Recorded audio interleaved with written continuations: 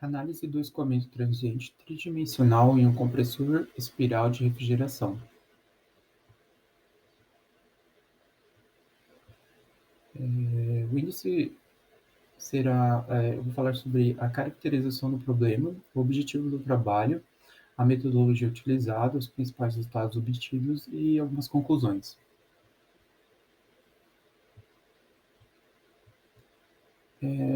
Os compressores Screw, eles são utilizados principalmente em pequenos sistemas de refrigeração e ar-condicionado, e se tornam um dos mais comuns compressores de refrigeração usados. Portanto, ele é essencial que se investigue o compressor Screw para melhorar seu desempenho, em termos de conservação de energia e proteção ambiental.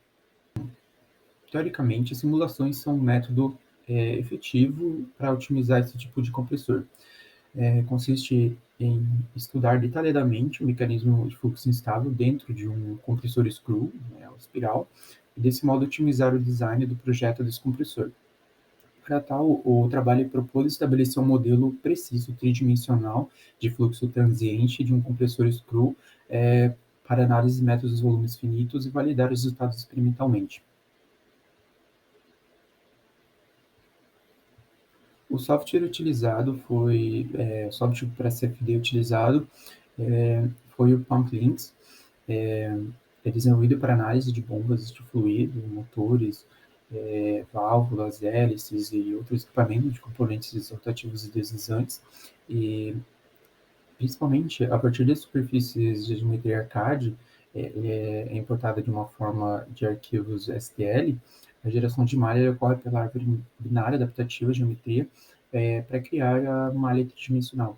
O software ele fornece modelos para diferentes categorias de dispositivos, em especial o compressor screw.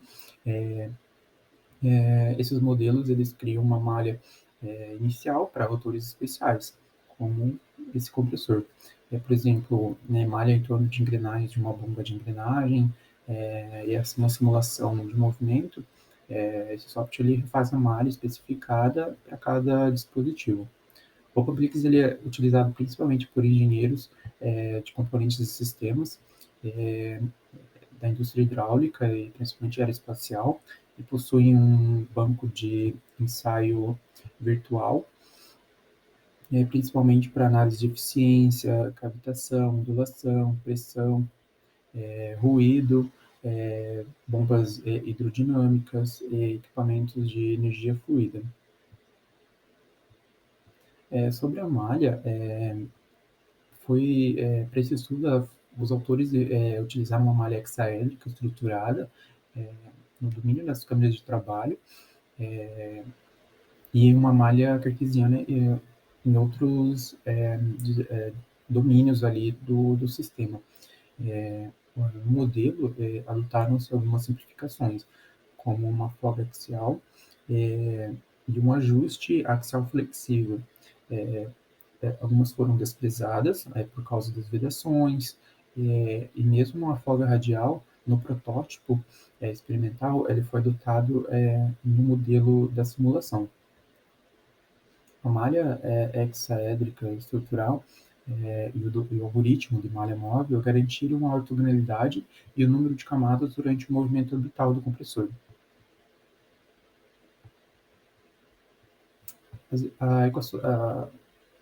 Para a resolução, a equação governante foi simplesmente integrada a partir dessa que está sendo apresentada, e foi adotado também para um fluido newtoniano.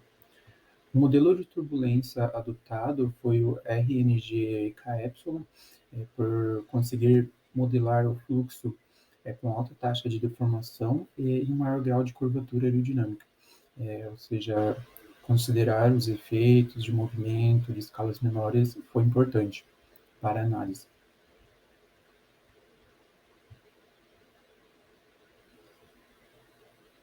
Os principais resultados obtidos.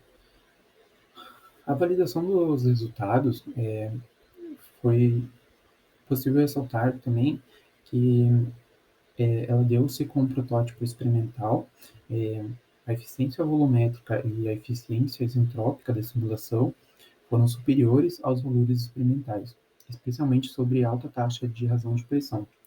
Esses resultados das medições experimentais levemente inferiores se deram também pela presença de óleo lubrificante, por exemplo, no experimental, parte do calor ele é absorvido pelo óleo lubrificante, tornando a temperatura de descarga mais baixa, o que na simulação, por ser desprezado, a temperatura de descarga ela for maior.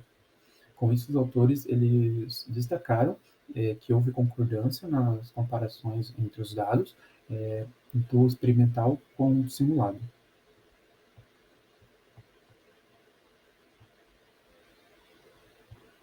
Sobre a distribuição de pressão, ela é apresentada na figura, ela foi uniforme na profundidade, porém ela não é simétrica no plano, devido às duas câmeras de sucção e, no geral, ela foi praticamente homogênea, exceto pelas essas folgas que foram definidas. E o alto gradiente de pressão se deu próximo aos fluxos nessas folgas radiais, e a pressão aumentou na câmara de entrada e sucção para a câmara de saída na descarga. A distribuição de temperatura ela não foi homogênea entre as câmeras, ou seja, no domínio próximo a essas folgas radiais, a temperatura foi maior que na câmara do trabalho em geral. Esse vazamento, entre aspas, da câmara de alta pressão para o fluxo da zona de baixa pressão ele foi perturbado, trazendo uma quantidade maior de calor. Os autores destacaram na figura o fenômeno do aumento da temperatura nas paredes internas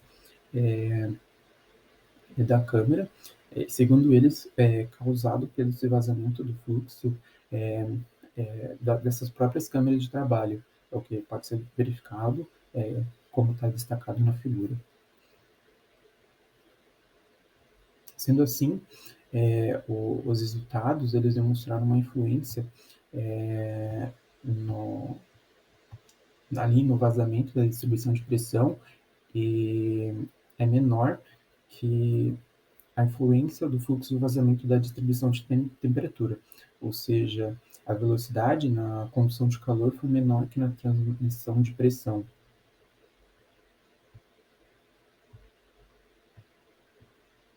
Conclusões. Os autores eles concluíram principalmente sobre a física dos fluxos transitórios e ela pode ser detalhadamente avaliada e concluiu-se que a pressão ela era praticamente homogênea ali na câmera, diferentemente da temperatura devido a essas folgas. A distribuição de temperatura ela foi principalmente influenciada pelo fluxo de vazamento. O movimento orbital concluiu para a formação de vórtices, como foi visto no campo de velocidades pilotado, e o fluxo de massa na entrada também foi diferente no volume de sucção para vários ângulos da posição orbital. Em ângulos com posição orbital superiores a 200 graus, o fluxo de massa de entrada era reduzido, principalmente pelos fenômenos de corte e fonte. E nas folgas radiais ainda, a velocidade máxima atingida foi de 194,14 metros por segundo. E por fim, a pressão e a temperatura do fluido decaíam e se recuperavam ao fluir pela folga radial.